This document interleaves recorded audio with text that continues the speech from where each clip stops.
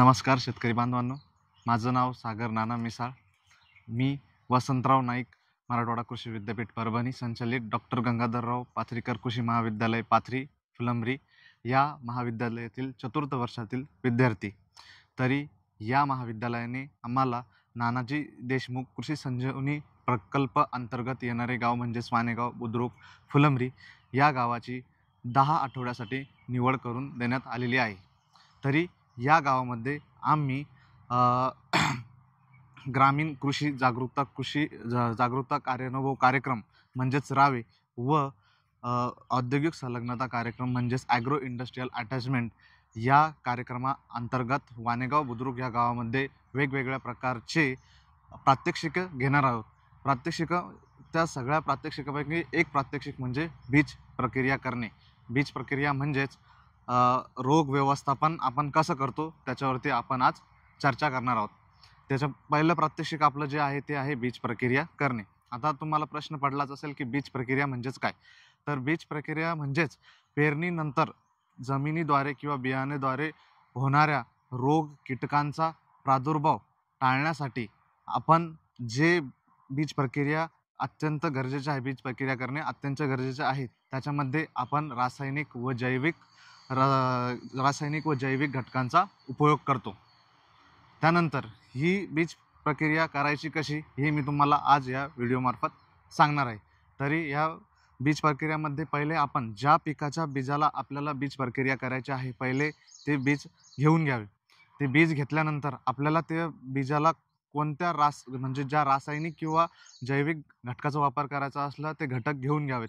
नंतर तसेच त्यासोबतच आपल्याला सुरक्षा उपाय म्हणून आपण त्याच्यामध्ये आपल्या रबरचे हातमोजे, त्यानंतर मास्क हे पण वापरावे. कारण की आपल्याला जे रासायनिक आपण घटक घेतलेला आहे त्यापासून काही बाधा होऊ नये यासाठी आपण सतर्क राहावे. त्यानंतर उदाहरणार्थ जर का आपण एक मक्काचं जर बीज घेतलं बीज प्रक्रिया करण्यासाठी तर 1 किलो मक्काच्या बीजाला प्रति 10 ml कीटकनाशक म्हणून थायमाथोक्झम रासायनिक घटकाचा वापर करावा. त्यामुळे आपल्याला जे पेरणीनंतर उद्भवणारे जे कीटकनाशक रोग किडांचा प्रादुर्भाव आहे तो त्याने कमी होईल. त्यानंतर जर का उदाहरणार्थ आपण जर का भुईमुंग म्हणून जर का बीज घेतलं तर त्याच्यामध्ये आपण वेगवेगळ्या प्रकारचे बुरशीनाशक, त्यानंतर जैविक खत, त्यानंतर कीटकनाशक हे वापरू शकतो. त्याच्यामध्ये जर आपण बघितलं तर भुईमुंगाला सर्वप्रथम आपल्याला एका बुरशीनाशकची बीज प्रक्रिया करावी लागते. तर त्या बुरशीनाशकचं नाव आहे प्रॉपिनेप 70% वेटेबल पावडर. आपण जर त्याला घेतलं तर त्याला तो कवच द्यावा लागतो बुरशीनाशकचा. त्यानंतर आपल्याला त्याला कीटकनाशक हे पण बीज प्रक्रिया करावं लागते. हे दोन्ही बीज प्रक्रिया झाल्यानंतर आपल्याला तर माहीतच आहे आपण सगळ्यात जास्त नत्र वापरतो आपल्या शेतामध्ये. ह्या नत्राची मात्रा कमी करण्यासाठी आपण त्या भुईमुंगाला वेगवेगळ्या प्रकारचे कल्चर वापरू शकतो. जसे की जैविक खत म्हणून आपण भुईमुंगाला रायझोबियमचे कल्चर वापरलेले आहे. ही सर्व बीज प्रक्रिया झाल्यानंतर आपण त्याला वाळवण्यासाठी एका सावलीच्या ठिकाणी ठेवून द्यावे. कारण की उन्हामध्ये जे असते ते सीड जे आपले बीज आहे ते खराब होऊ शकतात.